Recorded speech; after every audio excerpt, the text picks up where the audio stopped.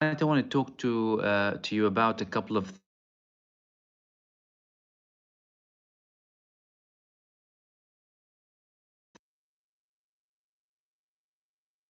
I want to talk to you about a couple of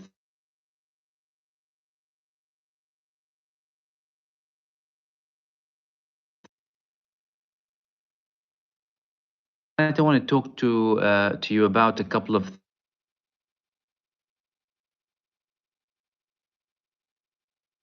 criticized Benjamin Netanyahu heavily following his support for Joe Biden after he came into power. He considered it as a betrayal back then, Donald Trump.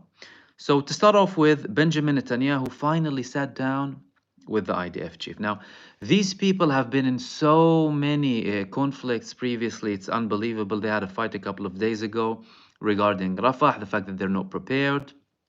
Benjamin Netanyahu used to prevent him, Herzi Halevi, from attending meetings, government and cabinet meetings, unless he was security checked. That's the IDF chief. Benjamin Netanyahu used to prevent him from attending meetings unless he was security checked by the people of Benjamin Netanyahu. That's why he didn't have many meetings with him previously. That's why he didn't have many joint press conferences with Yoav Gallant and with Benny Gantz, because they were leaking information from those meetings. Last time they spoke, one of Gallant's team, they published a recording about Benjamin Netanyahu criticizing Qatar. Imagine, they were jeopardizing the deal just because they want to affect Netanyahu negatively with something. They would rather ruin Israel and let Netanyahu get away with something good. And his criticism, there was a backlash from Qatar. They really condemned it really harshly. And the fact of the matter is, he had a backing when he was security checking all of them, because they were clearly leaking information from all of these meetings. So he met with the IDF, and there were a couple of things that were interesting that we want to discuss. He met with the IDF leadership. He said uh, he's very impressed with the IDF. They're on the way to victory. It will take some time, but not years. And I will come back to each of these points and just have a couple of comments on it, and you can share your thoughts as well, and some questions too. He said that the victory is achievable. We want to disarm Gaza from weapons, and we want to have full security control from the west to Jordan, across all of the land. Full security control. He said that they're getting more and more pressure, but that they're telling this to the international community. They're telling this to Biden, that they want to have full security control. And imagine the lack of response when it comes to the war. And the EU and everyone. And it requires unity. Our task is winning, and we're standing against pressure increasingly. Each of you know that, in reference to the IDF leaders hinting that they are facing international pressure to stop this war. And he eventually said that we need a victory on all of the Hamas. Now, a couple of things. Let me note a couple of things here. It's very important. Number one, IDF impressive accomplishments. What impressive accomplishments? You haven't achieved anything almost 5 months into the war. The resistance still hitting you hard in every part of Gaza. You did not get any live Israeli hostages, alive prisoners from Gaza. As a matter of fact, you killed approximately a third of them. Now, I've spoke about it in my other videos you can watch later on. The recent 10 casualties that they had in Gaza al-Qassam brigades, they published information that a recent Israeli strikes, they killed at least 2 Israeli prisoners, and they wounded a further 8 Israeli prisoners. This campaign is supposed to be about them. In accordance to Israel, yet they're killing them. That's number one. It will take time, not years. This is interesting because ever since this genocide began, ever since the ground invasion began, people have been talking about a campaign that would go on for about 10 years, some of them said. Clearly, the IDF is not happy with that. They know that they're incapable of it, and they're seeing the every effect happening from this Israelis fleeing the country, their economic situation, they're internationally getting more and more secluded. They're facing more and more backlash and pressure from many countries. He's probably saying that because he wants to reassure the IDF leadership that it's going to take some time, but not years. And again, it's very difficult with Benjamin Netanyahu because the guy, like all Israeli leaders, he's a pathological liar. It's really difficult to establish understanding, but that's why we talk about what they say and establish what they've done previously, what they're doing now, to try and get an understanding as to where we're going to. It's difficult just to take the statements. All of them could be lies, but that's why it's important to continuously listen to what they're saying, analyze them, reflect on what's happening on the ground, internationally, regionally, to try and establish an understanding. It's achievable. Again, many question marks. He wants to disarm Gaza. How can you claim that you want to disarm Gaza when you haven't disarmed the West Bank? That's the main question here. You still have armed resistance hubs in the West Bank.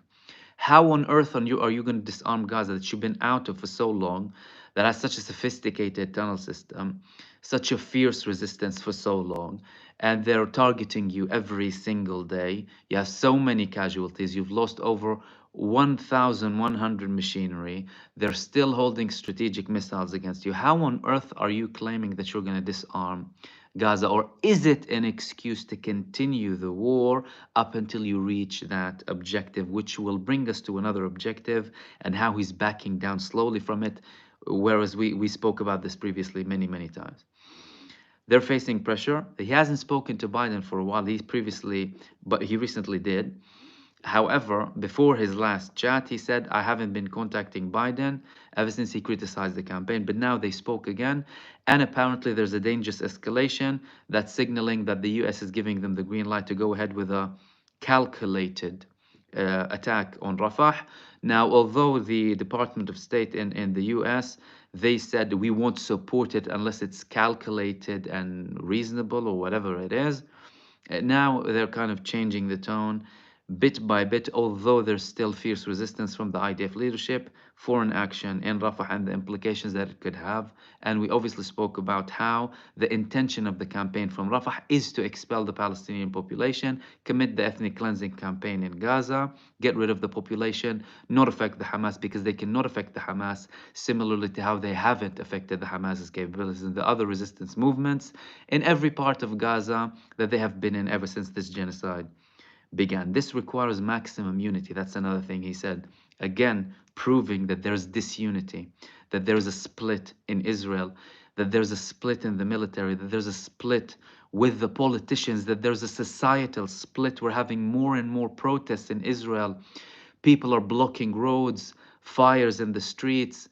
The soldiers and police are attacking them. Many people are saying this police is Netanyahu's police, it's not the Israeli police. And you're talking about Zionist Israelis. Like some of them are more on the hard left, saying stop the genocide, stop the war, let's have peace. But others, they just want to stop the war, but they just don't want Netanyahu as well. It's a diabolical situation.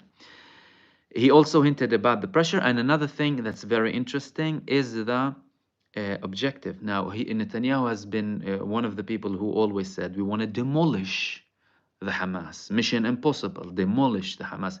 Now he's saying we want victory on all of them. Now, everything can be described as victory. Whether you reduce the number of rockets on Israel, obviously, which could be a very strategic move from Hamas, a defense move, because they're focused more on defending Gaza, although they still hit Israel with strategic missiles.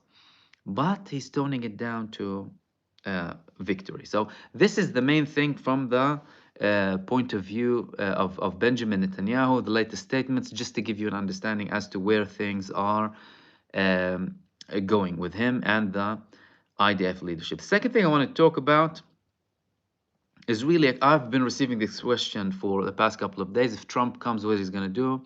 And I shared my views that we don't expect much from Donald Trump. But he made an interesting statement very recently. He said now, in reference to when he was in power, that one of the NATO country leaders, he told him that what if we don't, because he was always saying pay us, you need to pay for protection. And he said, what if we're in a situation where we're not paying you and we need your protection? And he said, we'll tell the Russians to do what the hell they want to do. And then they started paying him. It alarmed a lot of people. And the question is, if he comes to power, will he do the same? Most likely, if he does come to power, Benjamin Netanyahu most likely would still remain in power. As long as there's war, there's Benjamin Netanyahu. He is good at, going through obstacles. Benjamin Netanyahu will give him that. He sells himself and markets himself very well, and he knows how to get himself out of trouble. So he'll most likely stay there. But Donald Trump had a big problem with him when he congratulated Biden after Trump disputed the last elections. Will that affect him? Will that affect his position? Will he have an approach of no support if you don't follow me when it comes to the war? Obviously, the days will come and we will see. However, many of these things could be just campaign talks, really, from Donald Trump. But when it comes to Benjamin Netanyahu, if he still remains in power, there is a very high likelihood that things would carry on in terms of tension between Donald Trump and Benjamin Netanyahu. But again, Donald Trump is a person who acts, irrationally sometimes. You can't expect exactly what he's going to do. And we don't know. He might do something that is very drastic when it comes to this, seeing the developments that happened in the past 4 years, ever since he's been out of office.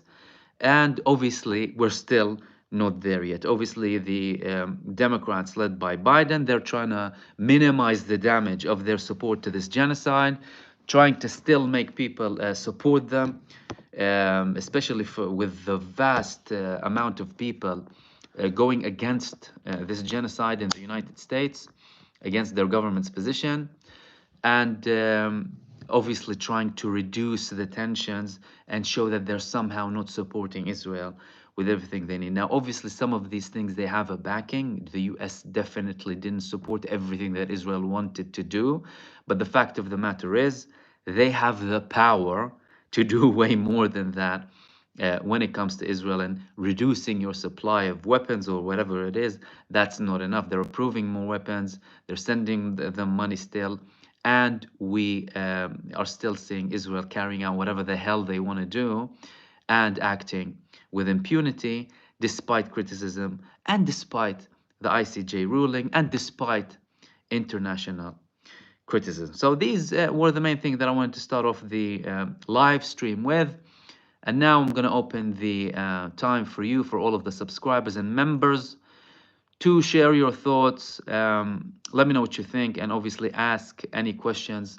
I'm going to obviously try and go through as much as I can, but excuse me if I don't.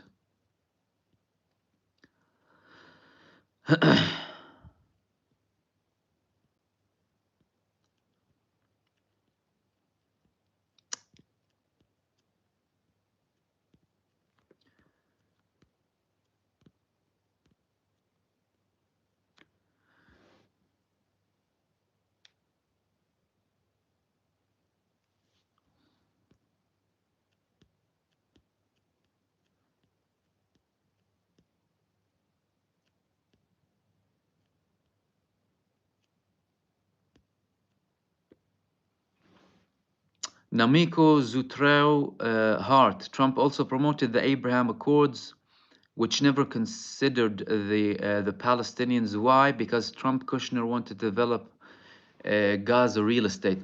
Look, I'm not sure about the reports of the real estate, but what I do know is that Trump was obviously trying to come up with this deal of the century thing that obviously didn't meet anything when it comes to the Palestinians and what they want.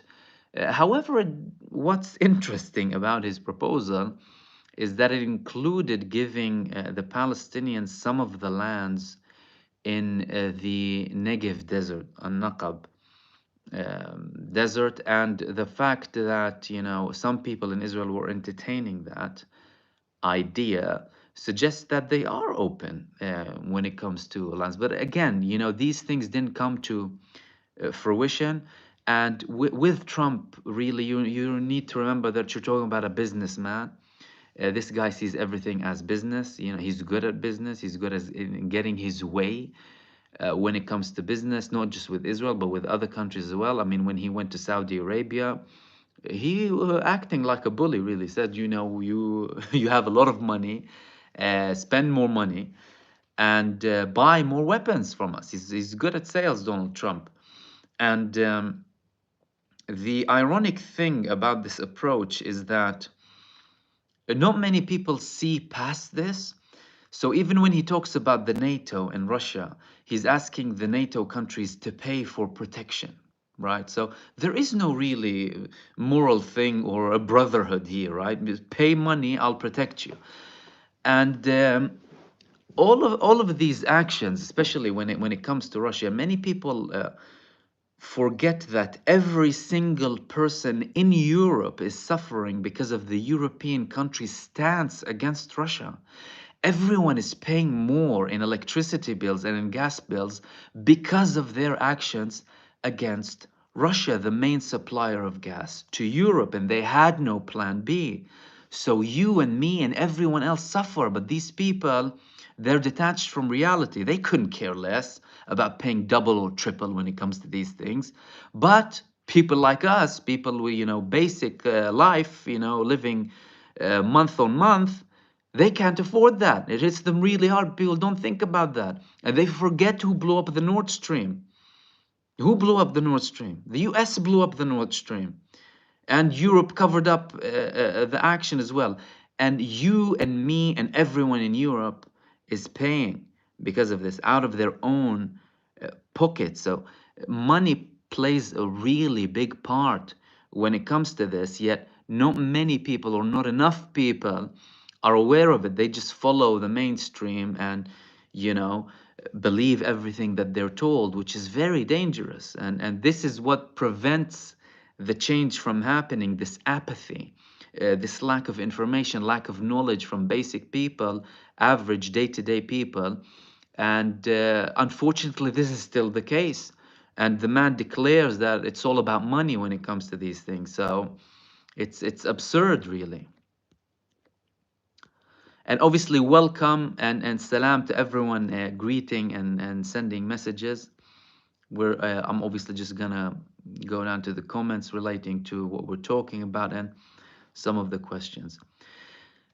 Ramplants 01, interesting question. How much time does Israel have left to submit the report to the ICJ? Well, they gave them 30 days since the publication. We're, what, 2 weeks in now? So they have 2 weeks left, but they couldn't care less, Israel. I mean, they haven't taken any action to reduce their genocidal acts or acts that, relate to genocide that they're signed to the convention.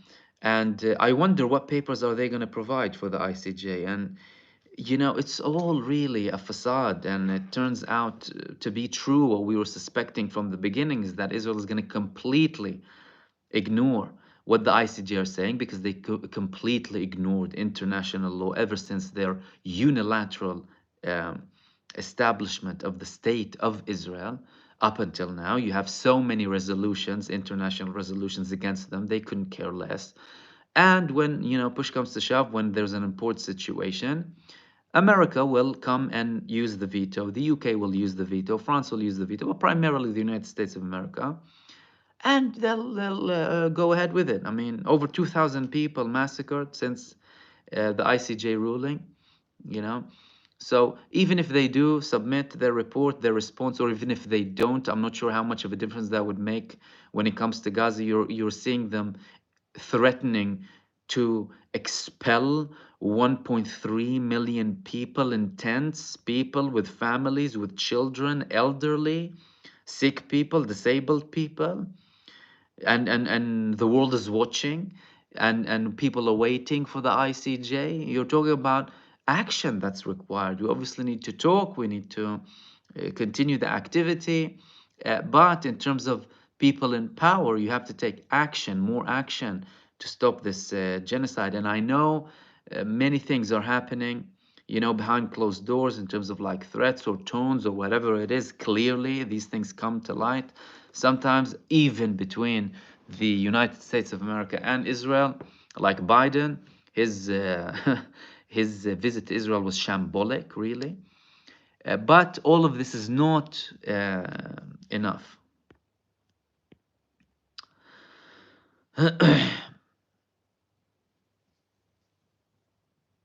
Wahid Mamoun, Al-Sisi is a very weak guy. Do you think he has any courage to defend Israeli force in this current situation in Rafah? As in, defend the Israeli position? If you mean the Israeli position, they are in very tense situation.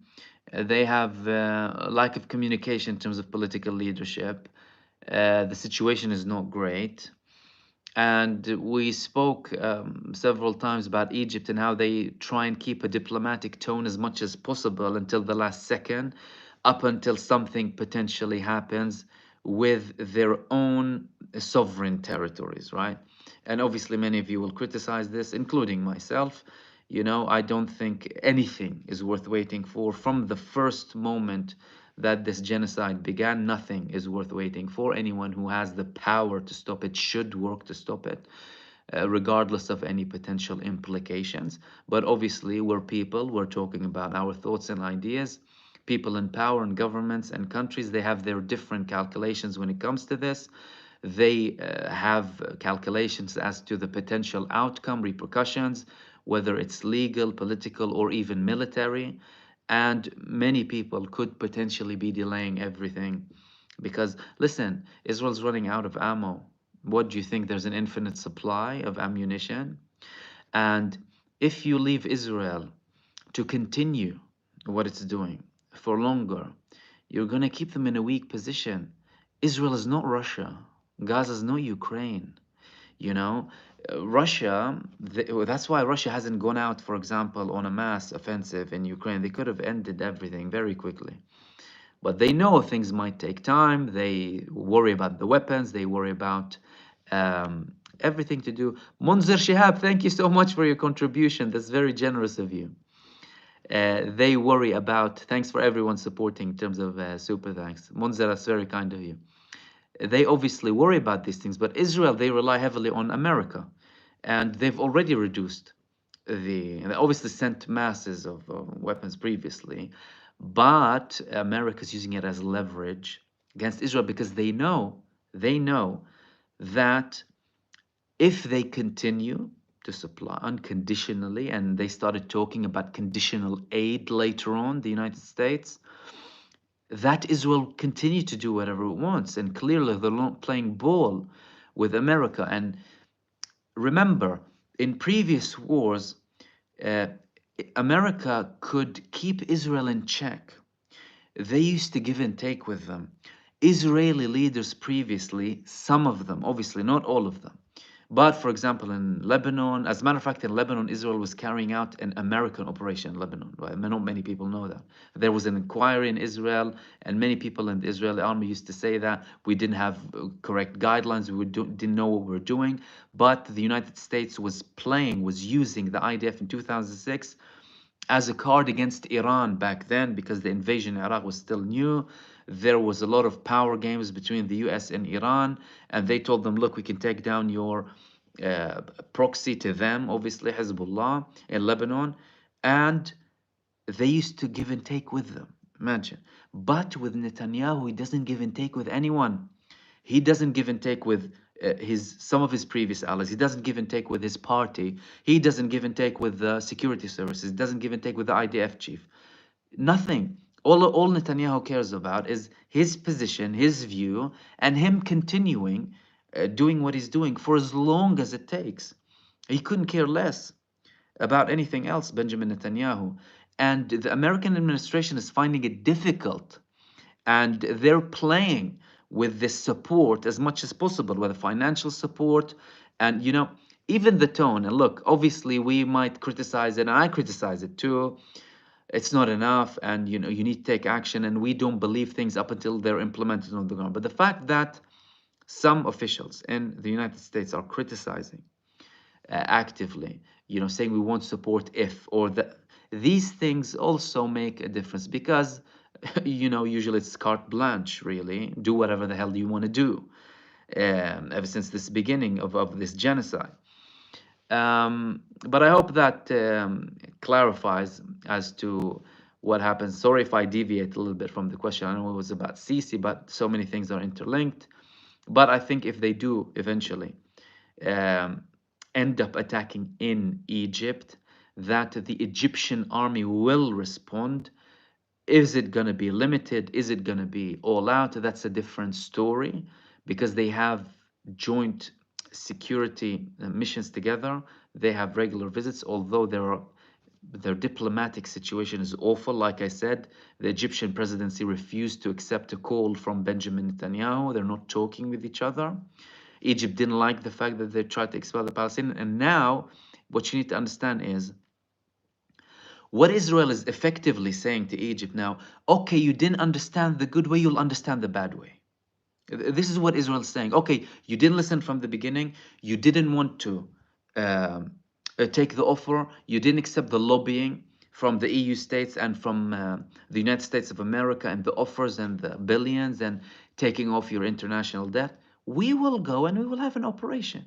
And Netanyahu already declared the calculations of this operation. They need to include. It's an ethnic cleansing. He said it. We need to cleanse Rafah. From who? From the Palestinian people, not from Hamas. You couldn't cleanse Gaza from Hamas anywhere.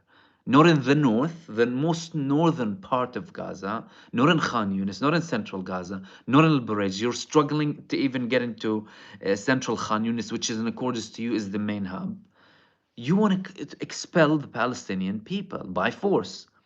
They're talking about willful migration. There is no such thing as willful migration. This is migration by genocide, by cutting the lifeline, completely making Gaza uninhabitable, cutting aid, and that's their aim.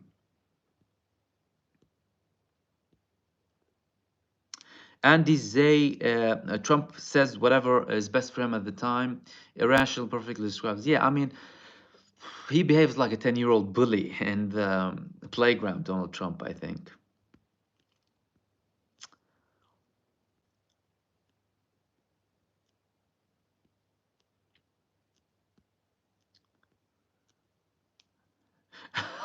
Blank stares. Any chance that Netanyahu gets a rocket landing in his bed? Um, I'm not sure really, because obviously they're under heavy protection. The Israeli Prime Minister has the most advanced, protection possible, and he doesn't reside in his home in northern Israel, Caesarea. He lives.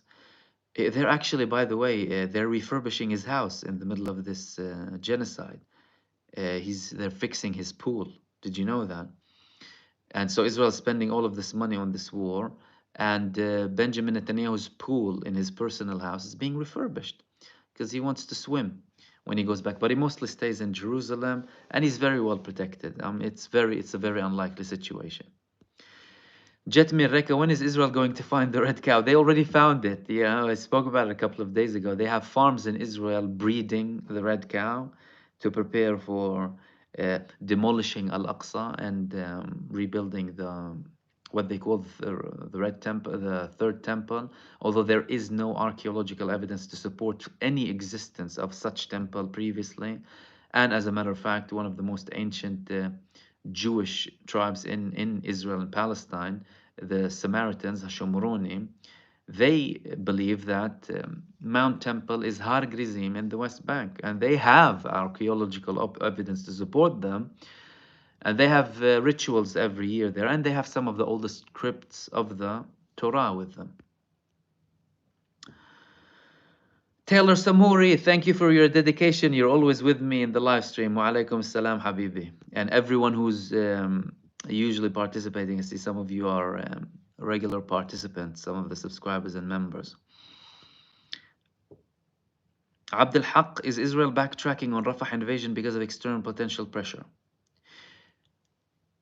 It's external and internal. So the meeting with Netanyahu and Herzi Halevi was telling him that we basically need to prepare. He's most likely against it, Halevi, because Halevi and Netanyahu are not in great relationship. The Israeli army isn't prepared for another invasion in Rafah. They failed miserably all across. They withdrew their most advanced division that they deployed to Lebanon, by the way, 36 that I spoke about in the video that I published previously, which is also a dangerous escalation. Some people are viewing it as just a threat, whilst others are saying this is the final step before mass war, like your largest division, multiple brigades, on the Lebanese borders, the most advanced division. So what are you going to bring them down from Lebanon to go into Rafah? Who are you going to get into Rafah? And against who again? People in tents. What they will do in Rafah, and listen to me from now, is another genocide. This is what all of this is genocide. But the level of casualties is going to be on a mass scale. I hope it won't reach that stage. But they are facing external pressure, including from the United States and internally. People are telling them, we don't want to break everything. Egypt told them, don't go in. They heavily rejected the idea and many of the Israeli proposals when it came to Rafah. But they're still, going ahead. Like Netanyahu had a statement a couple of weeks ago where he said, they have their interests and we have our interests. That's with Egypt. You're talking about the biggest country, biggest Arab country with the biggest army next to you, stronger army than you, that you have a strategic peace treaty with, the most important uh, peace treaty that you have with. You can't use that tone with them. Yet Netanyahu, um, he acts like a psychopath, really does, careless of the consequences around it. Typical psychopathic behavior. You're not understanding the consequences, you don't know who you're affecting, what are the consequences going to be. So they're probably delaying it. I mean, the latest report we heard is that in Israel, and again, I'm not sure how true it is, but it was reported that Egypt Egypt is trying to delay the thing by 2 weeks before to try and reach a deal beforehand. However, how likely that is to happen, we're not sure, because you don't know what's going to happen tomorrow with someone like Benjamin Netanyahu in power. He could be taking the action tomorrow morning. All of this campaign ever since the beginning, and not just from Netanyahu, from Israel leadership, is based on hate-fueled mission to expel the Palestinian people. There is no reasoning behind it. I mean, even if you talk from a military perspective, the level of destruction, all of this affects how they target the Hamas. So there could be a delay, but we're not sure exactly up until when and what could happen, really.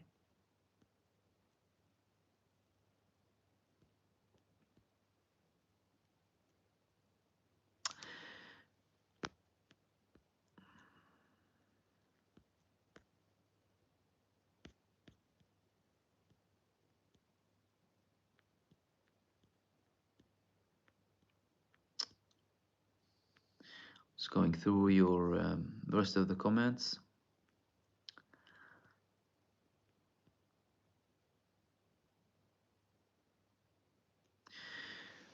Zach, what are your thoughts of Israel showing tunnel under UNRWA school? They are really trying to find any way to justify their actions. Very interesting question. I was actually about to talk about it. Number one, they have an aim to cut any lifeline of Gaza.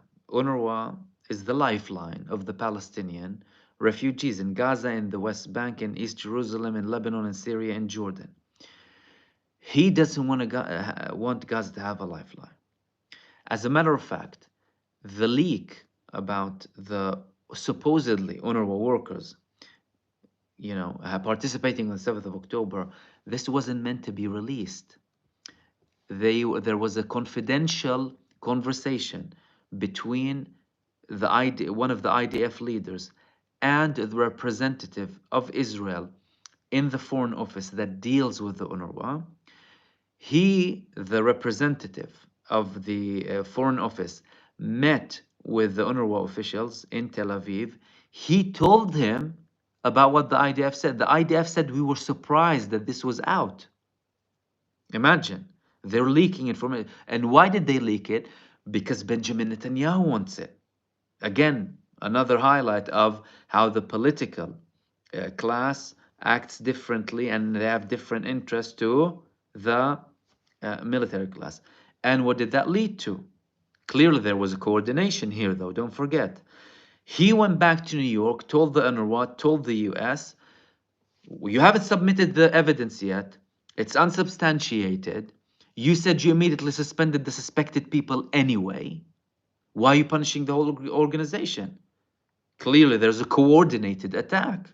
The genocidal supporters are not just Israel, it's every country that stopped supporting the UNRWA back then. I know other countries increased the level, but clearly there was a political move here that wasn't even authorized by the IDF, and that led us to the situation. With regards to the tunnel underneath it, well, it's similar to the tunnels under Al-Shifa. We saw that whole circus. And they've been talking about Al-Shifa ever since 2008, by the way. Their aim isn't tunnels here.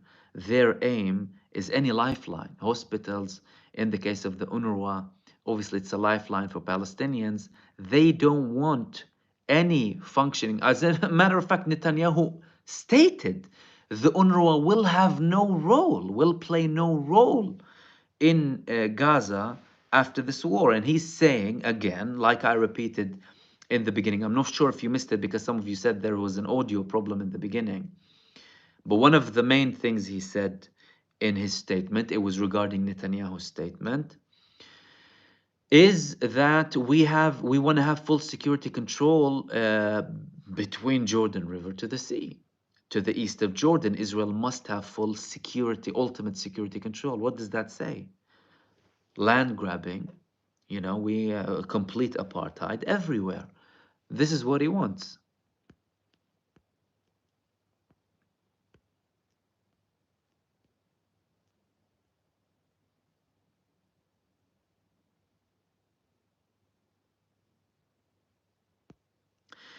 David Boy said Hamas is the current government of Gaza, overthrew Fatah. That's wrong. I'm sorry. There was a democratic election. They won. Some members of Fatah tried to have a coup, and after many talks, they stopped. So you're wrong there. I have to stop you right there.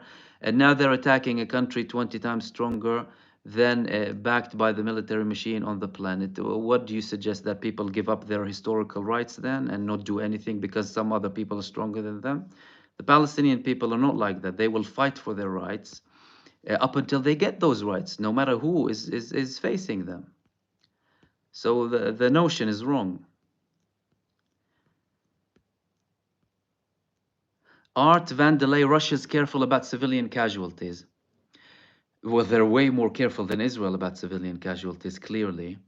I mean, when you come to talk about the level of civilian deaths, Israel killed more children than in any other conflict in recent history. Over 11, 12,000 children.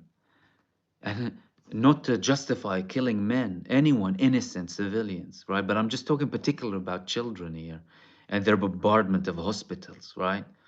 Russia didn't do any of that to the level that Israel did in Gaza. Yet the hypocrites and blind, corrupt, immoral leaders, they're still going on with their hypocrisy when it comes to this. And they're turning a blind eye to the suffering of the Palestinian people.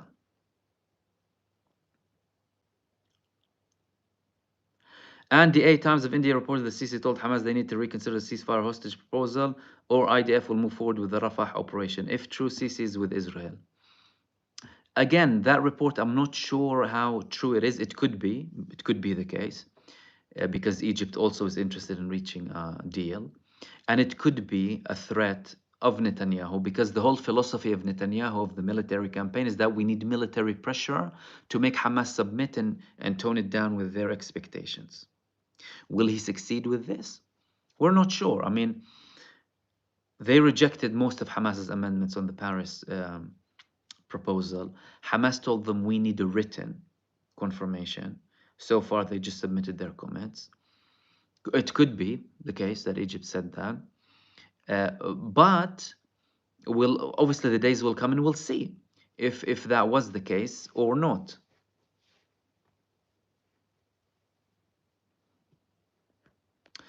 David Boy, the Super Bowl will air the largest anti-Jewish hate ad show on the planet. Super Bowl, largest viewed show ever. Yeah, that's what they're good at doing, spending money with the largest events possible because they have money clearly. But no matter how much money they'll spend, they will not hide the truth. The only people that they are able to manipulate are the people who are susceptible to manipulation, people who are weak rationally, weak when it comes to knowledge, people who have a lot of ignorance, or people who are just as racist and supremacist as them. Israel cannot fool any person with basic morals, basic integrity, and basic knowledge when it comes to this. So if you want to go and have an ad to the Super Bowl, go and spend all of your money. Go spend billions. You're not going to stop the wave of awareness and truth spreading that's happening at the moment, whether it's the Super Bowl or basketball or 1,000 Hollywood stars supporting you. You're not in control any longer. And obviously, I'm not addressing you directly. I'm just saying Israel won't succeed. So.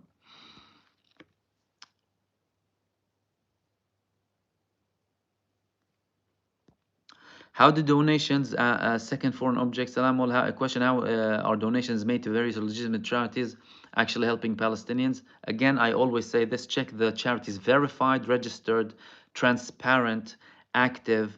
You can even ask them for what they do and make sure they work within your country's jurisdiction, because only then will you know that they are actually registered, what they do. They will show what they do rather than supporting anyone who might claim, because there are many people who are faking it. Like sometimes receive comments of people acting like they're from Yemen or whatever, and support me, because don't fall into that. But there are many charities that support, but obviously do your due diligence when it comes to this. Muhammad Said, thank you for your membership and for becoming a supporter.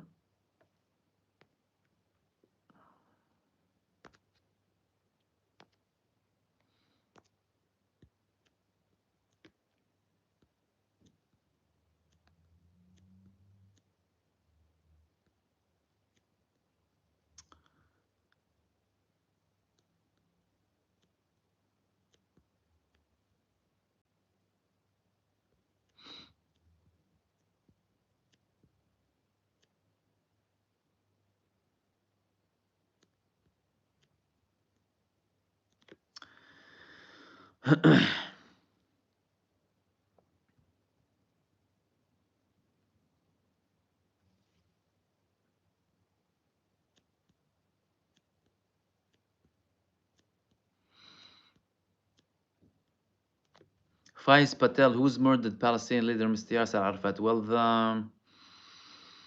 the examination that happened in Paris showed that he was poisoned. And many people believe that there was collaboration from people close to him with Israel to assassinate him, because he didn't follow Israeli orders to the T.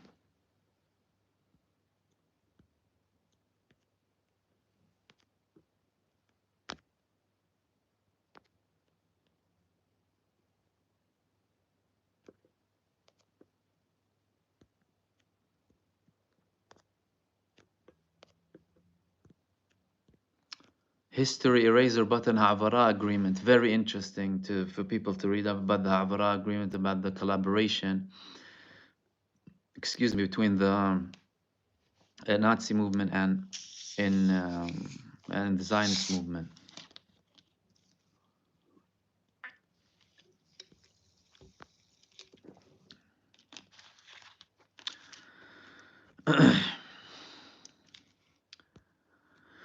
Mick Beg, why is Erdogan so silent? What's wrong with the Turks? Obviously, the second part, I'd say, I think we should be considerate with tone. Obviously, it's not like the Turks, because the Turkish people are very supportive of Palestine. Even when we talk about any other, country or whatever, it's important, these things, to kind of distinguish between the governments and the people in power. But to get to that question, it's an interesting question. Why is Erdogan so silent? Well, in terms of silence, he hasn't been silent. He did say things. However, the action or lack thereof, raised eyebrows with many people. I mean, I think the biggest problem is when you talk or make statements that raise hopes and then back down. Like he had a statement, he had a rally actually. I think it was the 100th year of the establishment of a modern day Turkey, and coincided with war in Gaza, the genocide, in which he stated that even if we will or we might have military action, he did say that. And obviously, when you even mention that, people start expecting things from you. So if you weren't planning to do anything, then you would rather not say much and get less criticism. Like you'd rather someone who only spoke what they will actually do and not raise the bar too much than someone who would say that there's likelihood of something happening and then not doing it. And again, when it comes to Turkey, I think the main contribution or their likelihood of joining will be as if they're directly attacked. And don't forget, they're members of the NATO. Like, we shouldn't forget that. Obviously, they do deal with a level of independence. They try and use their power and geographical location as leverage, both with the West and Russia, and you know. But I don't think they will have military intervention anytime soon, unless they are directly under threat. Mirsad Mujad 6, Julius Caesar were also well protected and was assassinated by his closest people. Look, I wouldn't be surprised if something happens with Netanyahu, but obviously, if he has this psychopathic and to an extent maybe paranoid personality, imagine the security around him. Somebody, how is it possible that no one can stop them? Well, someone can stop them, and the question should be is why are the people able or capable of stopping them not doing so? Which is the United States administration and many countries in Europe. Well, it's because they sympathize with them. They share their same ideology. They view themselves as a higher level of people and race, and they view the Palestinians as a lower race. So, firstly, they have this affiliation with this supremacist ideology. Many of them outright say that they're Zionist. Imagine that. So, they declare that they follow an ideology that views other people as lesser people. Yet that's acceptable. And they're successful, and they have been successful with that because of the massive, massive fear mongering and scare campaign about any criticism to Israel, and immediately using the anti Semitism term against anyone criticizing Israel, which makes people scared of using any judgments against their government or criticizing what they do. This is very important. That's being torn to pieces now. People, number one, are realizing that number one, these people are not Semites. Number two, we're talking about the Zionist movement here. It's not about a religious thing. You're talking about a political conflict. Okay, we have no problem with the Jewish people. As a matter of fact, many Jewish people are opposing this. Many Israelis are opposing this.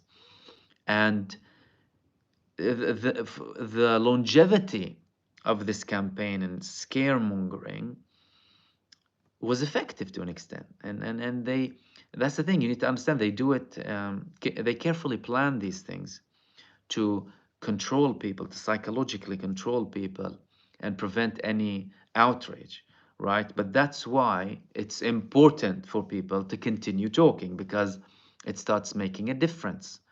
Like in the UK, we had Suella had to resign because of the level she wanted to interfere and impose her twisted backwards ideology on the police force in the UK, for example.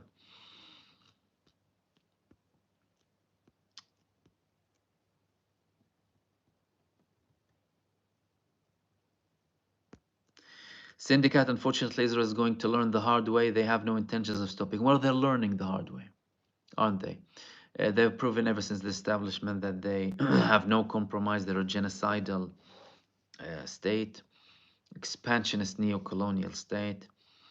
They only withdrew from Gaza after they faced fierce resistance. And what's making their objectives fail in Gaza is the power of the Palestinian resistance. And it's not just about telling them, oh, please help me, please support me, you know, please do this and that. Oryx, the Taken King, thank you so much for your super thanks. Really appreciate it. So that's what's stopping them. So you're right, they understand by force. It's an unfortunate thing, but that's the case when it comes to Israel. And the question is, how far will it reach up until they actually stop, tone it down, or reach a solution? And what the current government in Israel, what Benjamin Netanyahu is doing at the moment, is accelerating the suicide of Israel as a whole, in my opinion.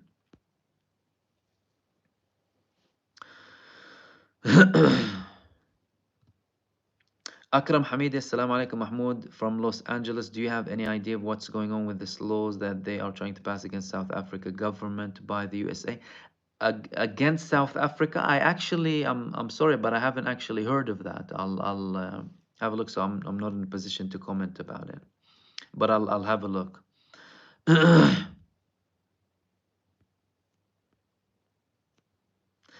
Karim, we are supposed to believe that Ethiopian Israelis and blonde, blue-eyed Russian Israelis are indigenous to the land, and the people who look like everyone else in the area are not exactly. You know, they constantly spread the idea that the Palestinians in Palestine are Arabs, you know, who came from other countries. Like some of them will tell you, oh, look, why do they have Al-Masri family, for example, which is a Palestinian family of potentially people who came from Egypt. It's because they came from Egypt, and they will not mention, for example, other families like Nasrawi from Nazareth, Safadi from Safad, Maqdisi from Quds, or Akkawi, or you know what I mean. So their argument is so false, unfortunately, when it comes to this, but they still try and play on it. YAM, huge shout out to you, brother Mahmoud, all the way from Kuwait. I subscribed to your channel recently, but I sincerely appreciate your solid and thorough reporting. Keep up the good job. Thank you very much. And a shout out to everyone listening from Kuwait and from other countries as well. Egypt, Trabzon. Egypt just finished building another wall on their side of the border. Yeah, that's true, because they're preparing for the influx. You need to understand, their main worry is an influx. And they know that Israel will end Gaza by depopulating it like that, by the ethnic cleansing through this genocide, which was the main aim that is undeclared from this war. Okay, although they obviously released enough statements and confirmations for everyone to know what they're actually doing. But Egypt is prepared for that, to try and counter it if it happens, and prevent the mass expulsion and the ethnic cleansing of the Palestinians in Gaza. Because if they do leave, Israel will not allow them to go back, similar to what they did with the Palestinians in 1948 and in 1967. They did not allow them back to the lands that they were expelled from during the implementation of the planned Dalit ethnic cleansing campaign, despite the fact that they even hold documents that prove their ownership of the land and that property, and some of them even have keys to this day with them of their properties that they were expelled from in historical Palestine.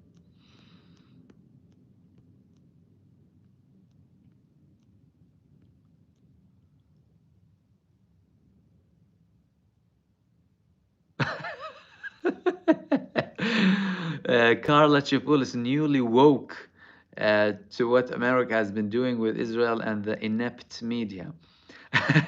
I saw your video and was so afraid I could get in trouble for even watching it. I'm so glad I watched it. Thank you. Well, I mean, first, I congratulate you for breaking the barrier of fear. That's number one. Number two, I'm not surprised because this is how it works. You know, they put so much fear in people, control through fear. You know, fear is stronger than love, they say, in terms of emotion, and they know very well how to control people. Fear, right? How did they implement all of these draconian laws and measures after 9/11? Fear. Someone is attacking us. You know, after the false flag of 9/11, someone is attacking us. So people are scared and they stop questioning everything to do with the government. Then they start overreaching so much, like they'll put so many laws, for example, the Snooper Charter in the UK, for example. Obviously, you have the Patriot Act in America. All of these things, they implement them through fear. And obviously, if you constantly watch mainstream media, you're constantly in fear and apathy. This is what they want to instill in you. That's why I personally boycott my mainstream media. There is no even point of listening to them. They either lie or try and push propaganda or put fear and hatred and division in you, and you don't get any idea, any clue about what's happening on the ground. That's why we have to do this work that we're doing to expose these things and talk about them. So congratulations again.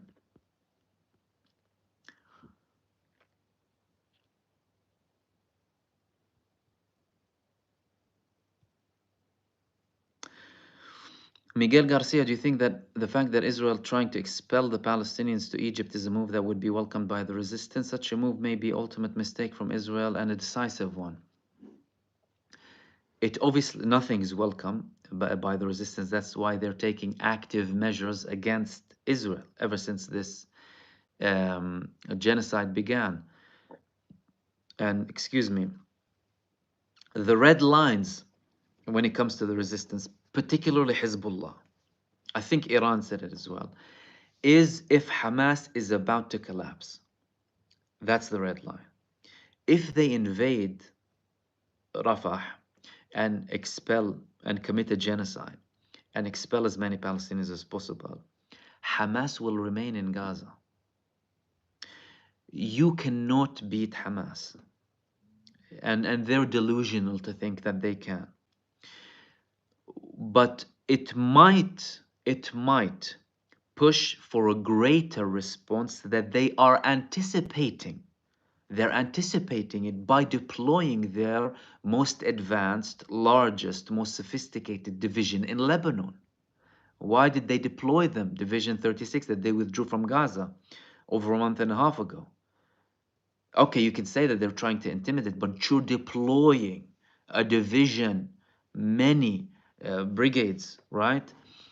And they're preparing for potentially a response. And what the Israeli government is doing is pushing for a bigger war. This is what they're pushing for.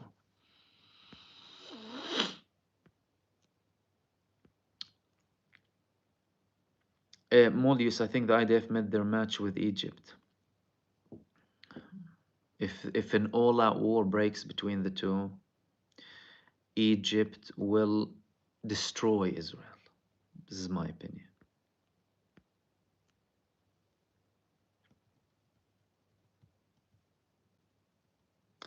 Mirsad Mujadsek, again, thank you for your membership, by the way, Mirsad. Previous Arab experience with Israel was bad, and they lost 3 times. This time is different, and Israel is no more as it used to be. You're right, and they're not what it used to be as well. That's another thing. And the people are not what it used to be. You know, like this is why the Gazans as well did not flee. Since this, obviously, you had Egypt taking a strong stance too, but they knew what Israel told them in 1948 and 1967, that when the war ends, you can come back. They knew if they leave, they're not going to come back. That's why they didn't fall to the trap of Israel. And yes, the armies are not what they used to be, and Israel is no longer what it used to be. It's a paper tiger. Onyx, the taking in, do you think Israel will, the US will give Israel 18 billion despite the Congress ruling? Well, clearly they have these bypass laws in the US, isn't it? So when they passed the 75 billion to both Ukraine and Israel, they used bypass laws that didn't have to be confirmed by the Congress. Imagine, you know? And again, this raises the question here, do we live in democracies? Do we live in countries that have law? Is the power really to the people, or are we electing dictators? Like in the UK, for example, you have appointed people who weren't elected, right? Especially because they reshuffle their government and they put in another person. They wait till a general election. They manipulate people through mainstream media and tabloids. Most of the sheep will fall for it. They elect a new government that harmed them visibly previously, and they move on. So these things that happen, they raise more awareness. History eraser button hit 1K views. Woo! Yeah, that's just the live. So many people come and go. Usually after a live, I mean, recently it's probably the 40, 50K, which is good. Hopefully we'll increase our reach further with your support, obviously, that I highly appreciate. I mean, you guys are the people that your viewing supports. This is what you need to understand when you watch things, when you comment, when you participate. Like many people say, what can I do?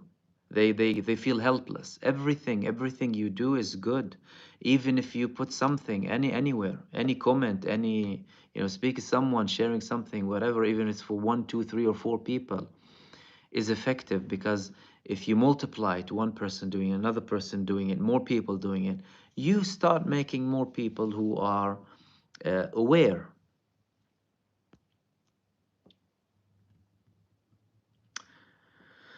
Zach, will you be watching the State Department tomorrow to see if they clarify what Biden said? Well, I think Biden needs someone next to him when he makes statements to clarify what he says. The person says, uh, calls the Sisi the president of Mexico.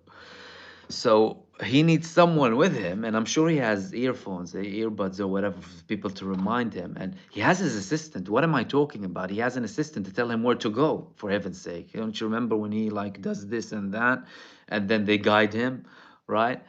Yes, I think he needs someone to support him as and when. Bless him, Joe Biden. He doesn't have capacity.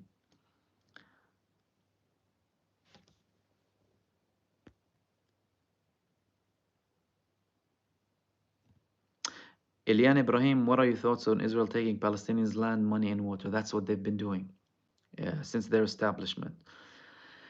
And if you look at, let me give you an example. They obviously did that with all of historical Palestine, but let's say the West Bank, for example, if you see where the settlements are strategically located on the tops of the hill and near the water.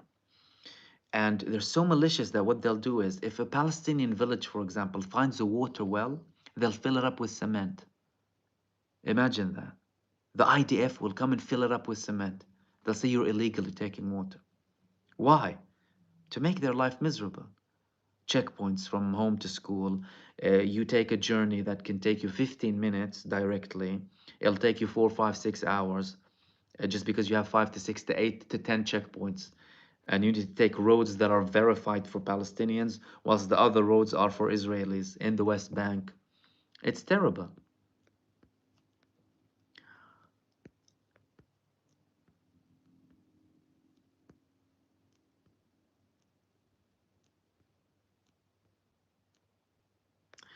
Novith, hey Mahmoud, do you think the view of Iran Hizb has been impacted more positively in the Arab world?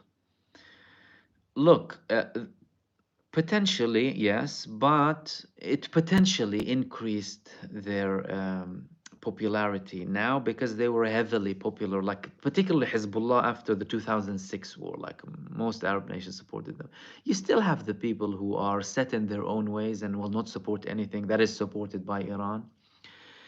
Obviously, they lost some of this popularity with the war in Syria because you had such a divisive conflict, and They obviously sided heavily with Bashar al-Assad's regime, whereas Hamas took a step back. They tried to be diplomatic, but the Syrian regime at the time, they wanted blatant support for the government. And Hamas didn't see fit, but they didn't want to break the ties, but to the Syrian government, it wasn't enough. But obviously, Hezbollah lost some of their popularity back then.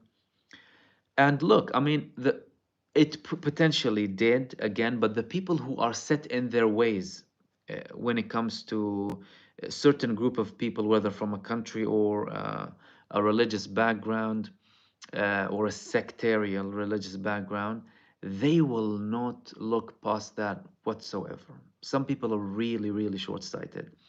Like even when you talk about, for example, Syria, which is a very controversial topic. You'll have people who were very firmly against, pro, and like people couldn't see past or through the fact that people can disagree on certain things to a level where it can reach bloody conflicts, but they won't look at anything strategic beyond it or a potential solution beyond it, right?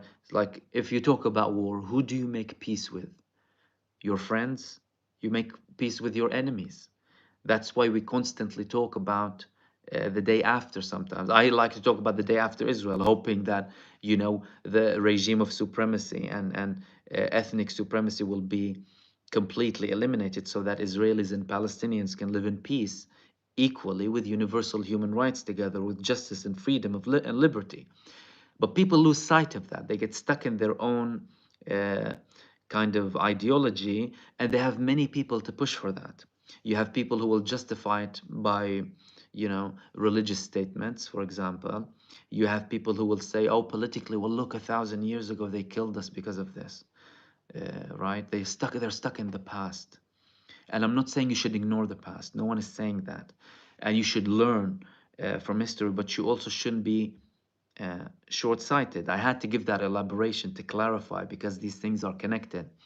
So I hope that helps with regards to the question of Novith.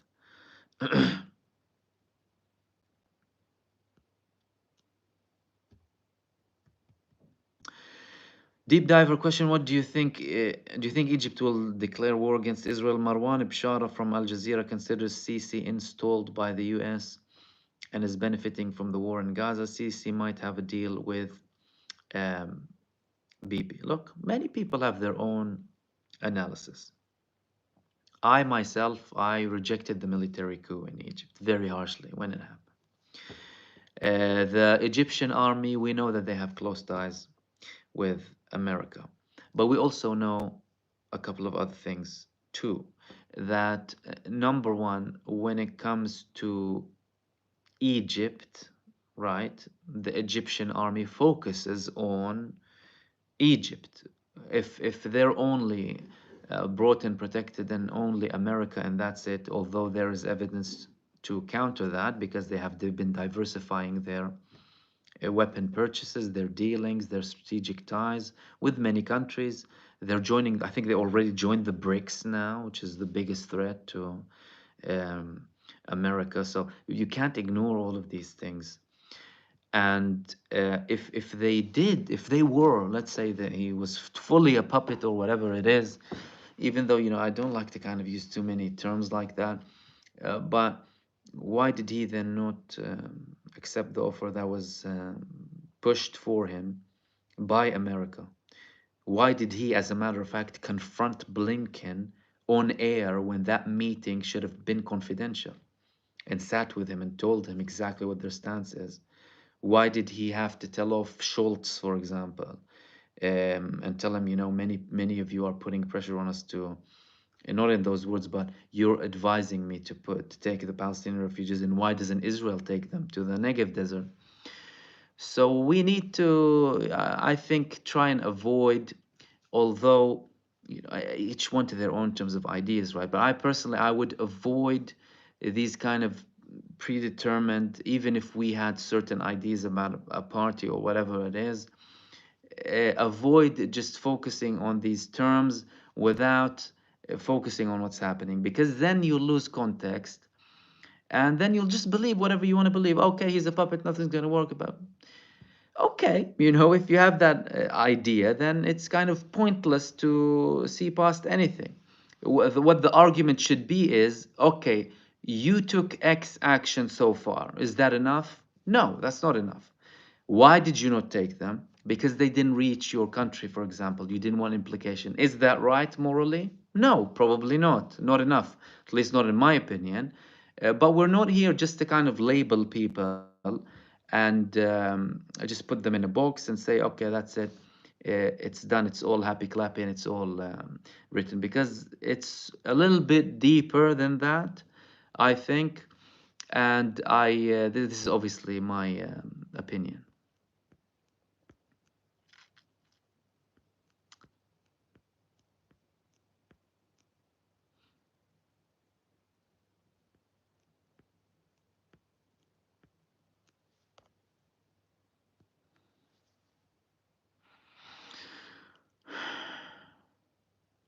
Musa Ali, despite everything that has happened, the West Bank has not launched a full intifada.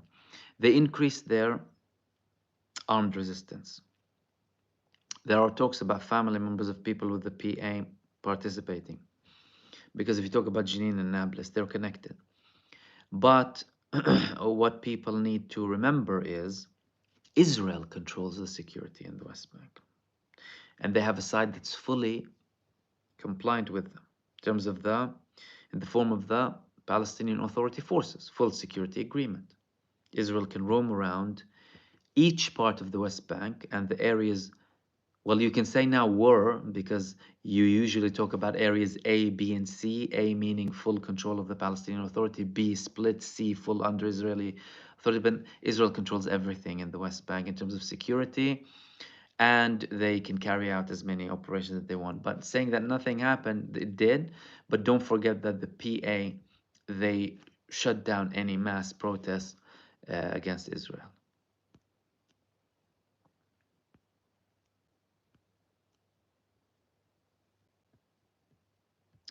Musa Ali. Oh, that's a continuation of the question. Okay, why do you think it has not happened? I hope I elaborated here. Do you feel that Mahmoud Abbas is seeking power in Gaza too, thus suppressing any intifada? Do you think it could happen in the near future? Well, look, probably, but if he would, and he obviously went to Qatar to try and see if he can reach a deal with Hamas to reach a unity government that will deal with the West Bank and Gaza. But this is under the assumption that there's someone to talk to in Israel. There's no one to talk to in the form of Benjamin Netanyahu and the people who could potentially replace him. So, okay, let's say you reach an agreement with Hamas, although you're so far apart, by the way. You're talking about someone who completely believes in diplomacy and someone saying that we need to continue to resist up until we get our rights. And many reconciliation attempts happened previously. So, I mean, I'm not sure how beneficial that would be. Does he have ambitions to go back to Gaza? Probably. They have attempted previously. In the 2008-2009 war, he was hoping to go back to Gaza after Israel eliminates Hamas. They didn't. Although Hamas were much weaker militarily, less equipped militarily, but no less equipped with willingness to fight Israel. And I think it doesn't matter what you talk about now, Hamas will remain in Gaza. People who think that again, that's a psychological trick, right? Because they want you to talk about the day after in Gaza, as if Hamas is already done. Hamas is not done. As long as there's oppression, occupation, injustice, supremacy, genocidal people, the idea of Hamas is there, whether it's by Hamas or someone else, because it's human nature, again.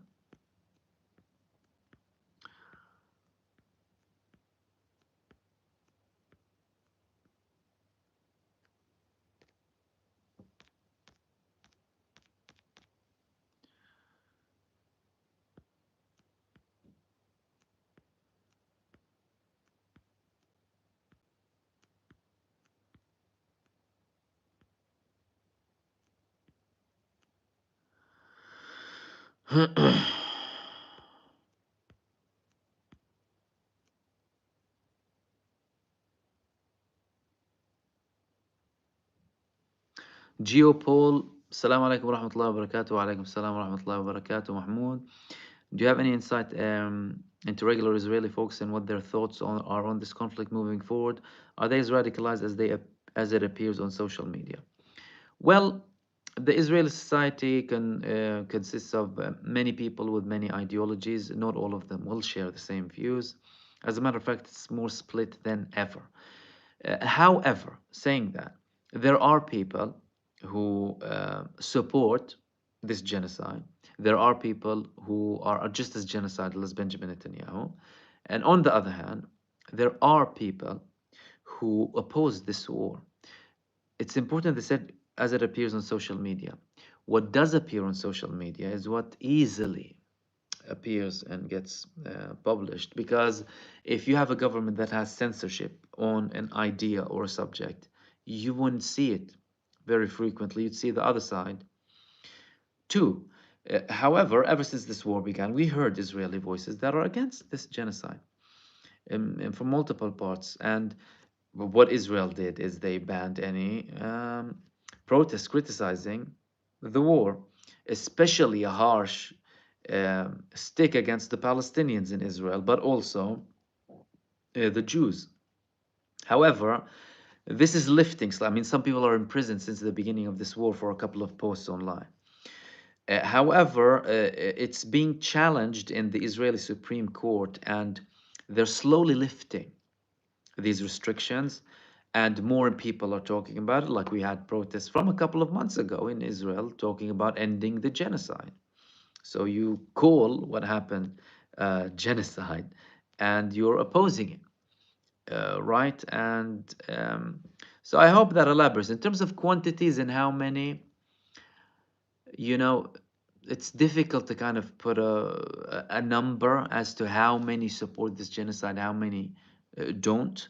But what I can say is there's a very high number of Israeli society that supports this genocide, that are completely brainwashed, right? However, saying that, we should never ignore the fact that there is a decent number of other Israelis who do not support this genocide. And for many reasons, is one main reason, sorry, to understand is, again, the censorship. So if you like, it reached a level where many people in Israel just started telling people in main news platforms that I'm no longer listening to you, like what's happening in many Western countries. Because hold on a second, I go online, I go on X or YouTube or any platform, and I'm seeing everything live from the ground, and you're telling me that we're not doing that, and how dare you question the morality of our army? So it's like this at the moment, and but again, in terms of numbers, I can't really elaborate how much, but I hope this was sufficient.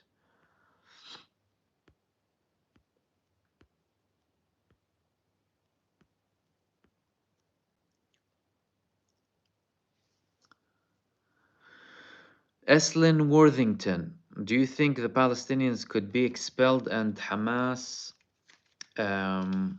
get stuck in Gaza? Look, Hamas won't get stuck in Gaza. To them, that's their land, and they're looking to go back to the places that they were expelled from in historical Palestine. It's not like they get stuck, they decided to, because they have been offered to leave. It's not like they haven't been offered to leave. Secondly, with the population, I don't think, even if the borders are open, that like the majority will leave, simply because North Gaza was the most heavily bombarded area. Take this example. North Gaza was when we spoke about 16,000 people dying, being massacred by this barbarism. 800 million of them remained during, sorry, excuse me, 800,000 of them.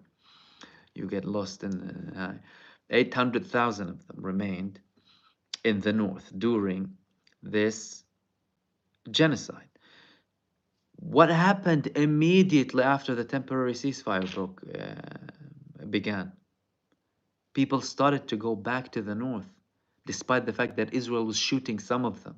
Because one of the conditions for the temporary ceasefire of Hamas was for Israel to allow them to go back to the north because they knew what Israel's planning. And the population know what Israel's planning. And you need to understand something. The average Palestinian person is so politically aware. Like you are, you drink politics, right? You are used to everything around you ever since a really, really young age. You know what's happening. You're politically aware because you have to, especially in high tense conflict areas. It's not like you don't know what's happening, even if you're not into politics, but you have to because it's affecting your daily life. So many people are aware of that, and that's why I think it will fail the ethnic cleansing campaign, particularly in Rafah as well.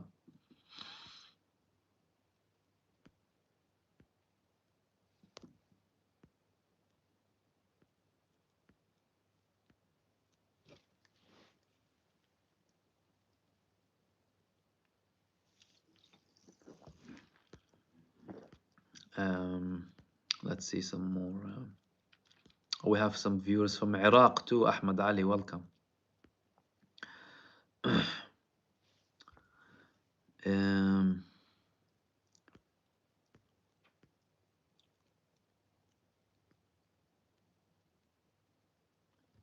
Z Ali, can the Gaza people break into is not real territory by swarming? They'll shoot all of them. Like you had the return marches back in 2018. There were only peaceful marches to the borders of Gaza. Israel killed and shot thousands of them, sometimes deliberately on the knees to make them permanently disabled, sometimes assassinating them, and they were making fun of it. By the way, Link, thank you very much for your super thanks. The argument that they can do that now is obviously, you know, not really realistic because they're shooting everything that moves, is including their own soldiers, like the three prisoners that fled, were raising white flags. Imagine, and they shot them and killed them.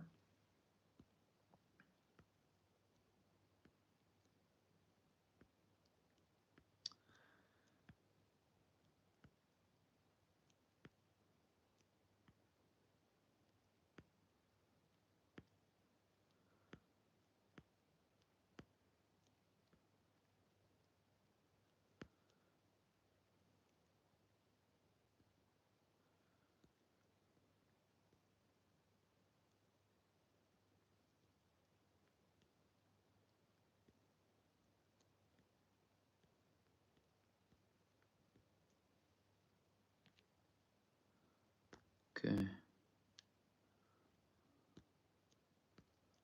I hope this helps now. um,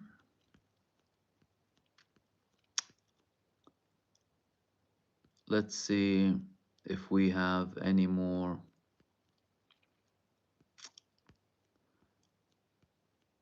questions.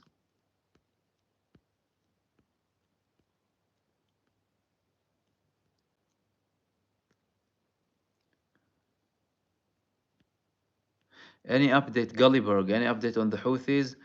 Where they're still taking action against Israel in the Red Sea, and they're preparing for even a ground attack in Israel. Khaled Razak, thank you so much. So really appreciate that. So they are still active. They're still preparing.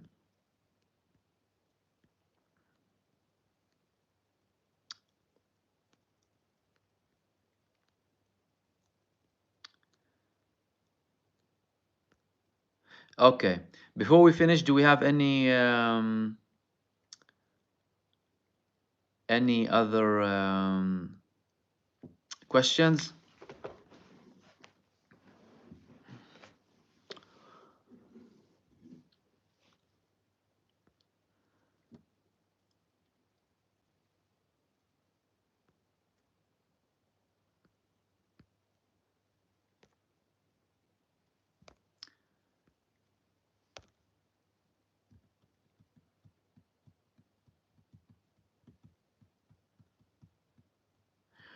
What's your view? That's from HRH Jet.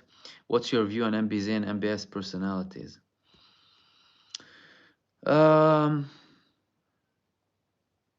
I think, in terms of I mean, number one, I'm not sure how relevant it is, their personalities, to what they do or what they don't do.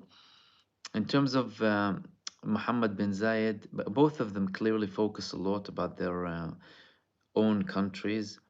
I mean, I think there's more of a historical connection in terms of the political class of Saudi Arabia and Israel and Palestinians rather than the UAE. That's why Israel failed to reach a peace treaty with Saudi Arabia up until now because of its position. And that's why they started with the UAE and with the other smaller countries because they're less significant when it comes to the implications of a peace treaty. Their personalities, look, again, I'm not sure how relevant their personalities are, and I'm really not here to kind of focus on personalities too much when it comes to them. But in terms of what they have done and what they haven't done, I don't think they, nor any other Arab country, apart from Yemen, have done enough to help the Palestinians. I think the most honorable Arab country that acted in terms of a state, although not many people recognize it, is Yemen.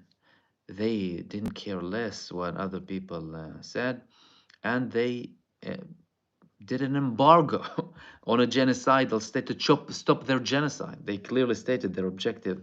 We're taking this action to stop the genocide, and they did it. Can't other people threaten with anything else, economic or whatever it is? It's shameful, to say the least.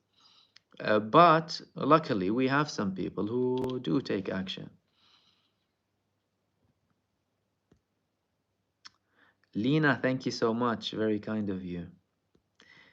Um, what do you think of the Philippine? I think there was a question about the Philippine mercenary. Hold on a second. Ah, uh, hi, Teles. Thank you for your membership, firstly. I like the watermelon. What can you say about the foreign mercenaries from the Philippines and elsewhere who are fighting with the IDF? Look, many Israelis are dual national. Some people come from abroad to fight. However, the numbers are not that big.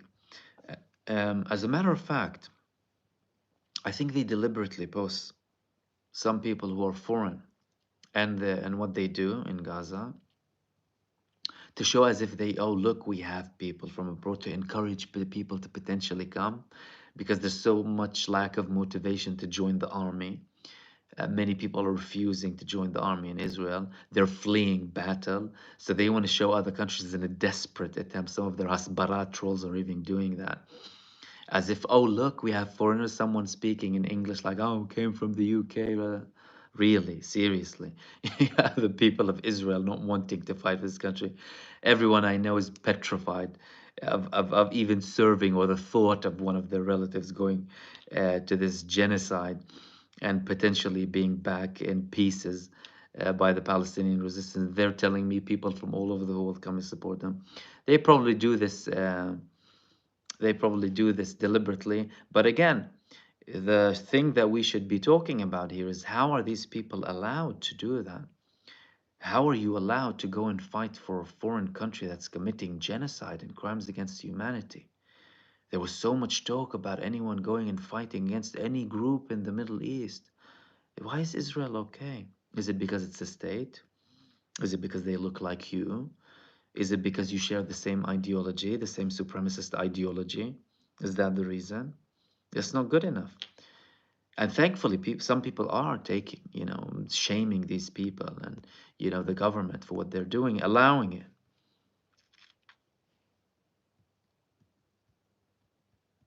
Madani Butaba, realistically speaking, how will Gaza be rebuilt or recover from the utter destruction caused by the IDF, by the Israeli army, the IOF, yeah? Thank you very much for all the infos you've been providing for the last 3 months. Firstly, it's a pleasure. Secondly, realistically speaking, it can be rebuilt. Obviously, it'll take a couple of years at least because you need planning and obviously mass evacuation. Mass kind of digging and whatever it is. And it can be rebuilt. Nothing about that really. It can be done relatively quickly. You have construction companies who do things. If you like let China in, for example, these people build buildings in 2 days, in one day, right? You see, if you haven't seen videos of Chinese construction, for example. So things can be rebuilt quickly, and obviously Hamas thinking of that, about the longevity and the potential of rebuilding it. Israel wants to delay it as much as possible, but that's why Hamas included one of their amendments to the Paris papers when it comes to the ceasefire. One of their amendments was we need to let in approximately 260,000 uh, short-term residential units and like mass functioning proper tents for people to live in temporarily until they rebuild Gaza, and they were talking about rebuilding Gaza. Israel's obviously rejecting that again to make life as miserable as possible, not for anything else. But it can be rebuilt. Obviously, some people see destruction. Israel did this destruction to cause this fear and this depression in people, to affect them mentally and make them flee. But that won't work, hopefully. And it will be rebuilt in spite of everyone who wants to take control of it, in terms of Israel, obviously. Mr. Hedjet, how will this conflict end? That's probably the question, isn't it? This conflict can end in two ways. It can end with a temporary deal and an ongoing conflict, or it can end with an ongoing conflict up until we reach a new state.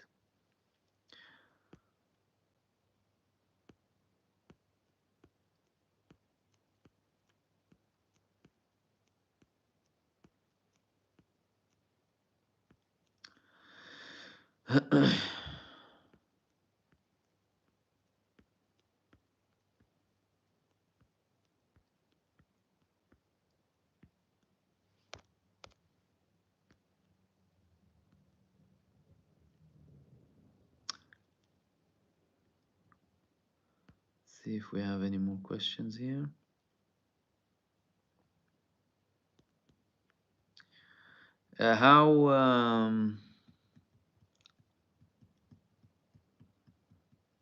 Just a second. Taylor Samhouri, will Hamas stop negotiations if Israel invades Rafah? They said it will. I heard something along the lines of them saying that it will put all of the negotiations on hold, basically, or it will completely put off the negotiations. So potentially.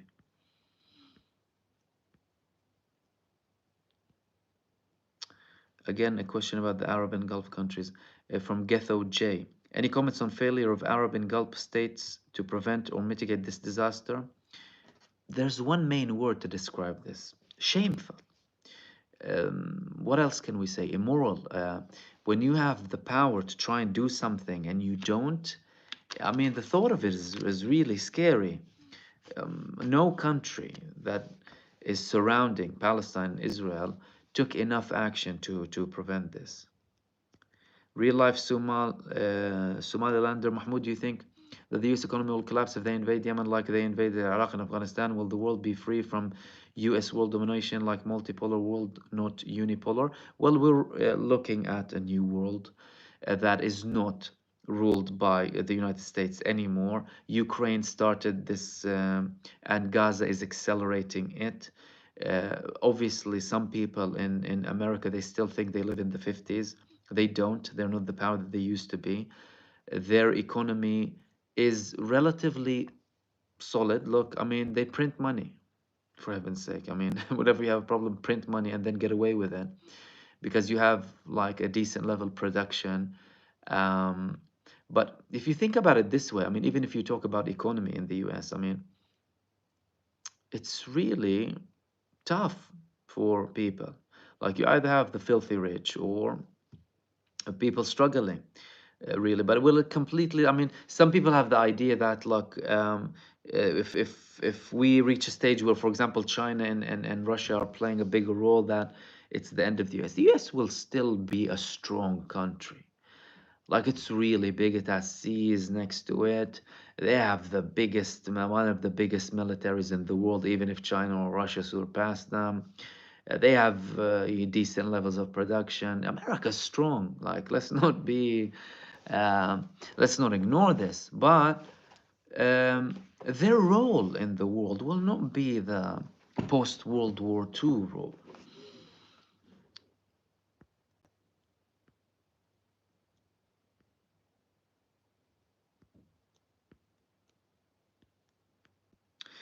Hi, Teles. I lived in the Philippines and I think these mercenaries hate Muslims. It's their anti-Islamic hate that motivates them. Or is Israeli paying them a high salary? Well, both. I mean, Zionists, they hate Islam. Whenever they see anything to do with Palestine, some of these, trolls and hateful people start talking about the Prophet Muhammad, peace be upon him, and Islam and jihad, this and that, right? Obviously, completely misinterpreting anything and using and manipulating and spreading this propaganda and venom. This is how they thrive, on hate, on division, on lies. This is what they do. So, yes, many of them are hate fueled with Islam. Of course they are. And look at even many people here in mainstream media, Islamophobes. Look at the UK, for example. Look at this guy who took the place of Piers Morgan. What's his name? Douglas something. This guy is a vocal Islamophobe. He supports making life difficult on Muslims in Europe. You have people with twisted ideologies in the mainstream media. So, yeah, many of these people who support Israel are Islamophobes, they're supremacists, and they're racist too. They'll tell you you're anti Semitic for criticizing Israel, not even mentioning the Jews. That we obviously always distinguish between them and Zionists. So, yes, indeed, there's a lot of Islamophobia.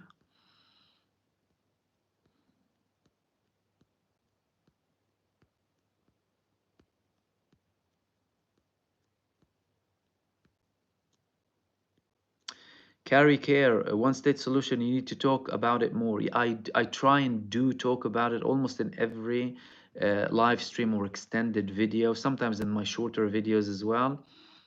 Just remind people that there is a solution that is viable, that is good, that can preserve the rights of everyone, that can implement equality, that some people wouldn't like, but that's not a problem. It's not a problem if some people wouldn't like it, if they wouldn't like that their supremacist position is preserved. We're not here to please them. We're here to promote something that's good for the people, for humanity, promote equality, justice, freedom, liberty, universal human rights. So I will too. I hope that reassures you.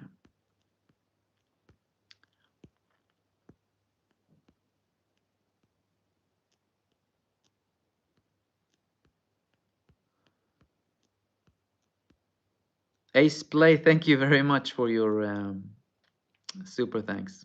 I appreciate your I appreciate your contribution and for listening to me. Okay, so I think Andy A. Douglas Murray is vile. I share your same view. Tafu alaikum salam wa rahmatullah wa barakatuh, and everyone saying hi, and sorry if I'm unable to reach all of them, but let's end it there. Thank you very much for joining me and for sharing your thoughts and questions. And I'll be here every night as usual. And I'll also have another, hopefully short form video every single day as well for people who like to still watch short kind of snippets of what's happening. But I'll be with you live every single night. for you really, mainly because I feel like a lot of people like to ask questions, and sometimes if you have comments or whatever, it takes longer to respond. So that's why. Sticky Marks, thank you so much. Thanks. I'm a crazy old cat lady, Bradford, Yorkshire, UK, and just found your channel, saying hi and hope to catch you live. Do you do them regularly? Yeah, every night. I was just saying, yeah, every night. So really, I started the live streams primarily because I saw many people asking questions that need a little bit of elaboration, and every time, that's why I decided to do them every night. I was doing a video every day, but the live stream is primarily for you, really, because I feel like sometimes when you ask a question, the direct answer doesn't give enough elaboration, and it's much quicker to talk through it, even if we link other things um, together, like I do, like with some of. I hope I don't annoy you with them, by the way. But sometimes it's important to put things into perspective and contextualize. Like people, the mainstream media usually loves to take everything out of context, as if history is here and that's it. But it's important to contextualize everything, to elaborate, to clarify, and to share this with you. So that's why, and I'll be here every night, inshallah, 10 GMT. So join me every night, and thank you very much for all of your comments, and I'll hopefully see you soon tomorrow. Take care. Bye.